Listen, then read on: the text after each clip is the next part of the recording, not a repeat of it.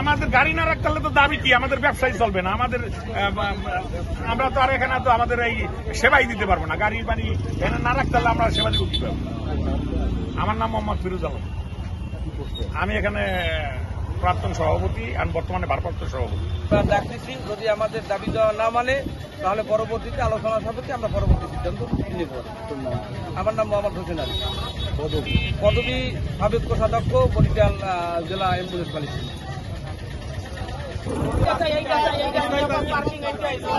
খালি মাঠটা পড়ে আছে, যেটা আমাদের গ্রুপের পার্কিং।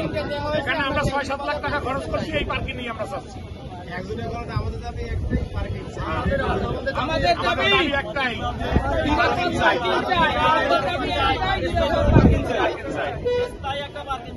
সরকারি যায়, tempo stand, alpha stand, terminal সবই সরকার দেয়। আমরা চাই যেহেতু আমাদের নিরাপদ পার্কিং, আমরা অন্য কোনো সুবিধা তাদের কাছ থেকে চাই না।